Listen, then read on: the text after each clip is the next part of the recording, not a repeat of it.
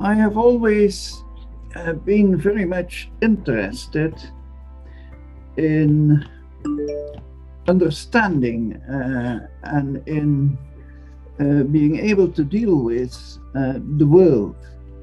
The world is an interesting place. You know, I have deer in the garden, I have badgers, birds, of course, etc., etc.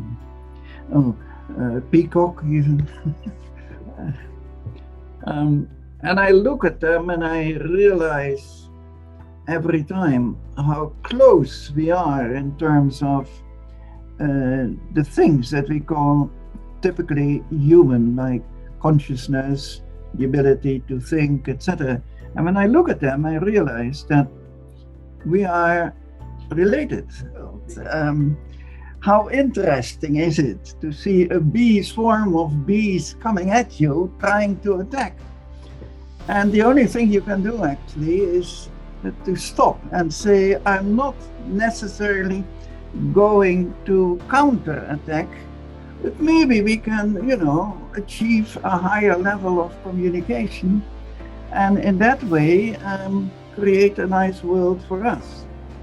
So that, you might say, is a little bit of an example that I would like to use to introduce my attitude towards the world, and especially my interest in research, because once, of course, I had stood there and had been in coma, I thought it would be nice to learn how to talk to bees. So yes, I wouldn't say that research is the only way. Teaching is another wonderful way of exploring how to deal with people who initially are not really interested in what you are saying.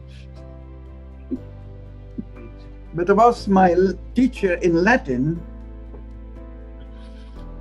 who was also a creative author, so he wrote books.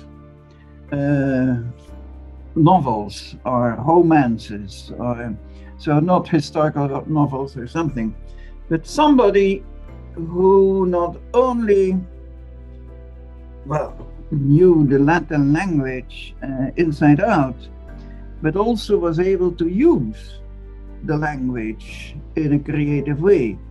So for me, that has always been a very important aspect of people I admire.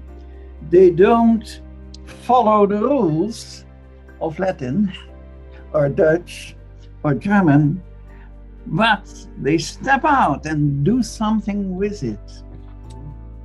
I did a lot of sports. So I cricketed, I played tennis on a relatively low level. So I do know about this element of playing according to the rules.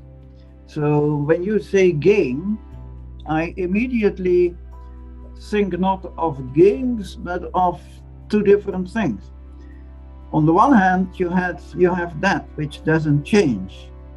On the other hand, you have that which changes.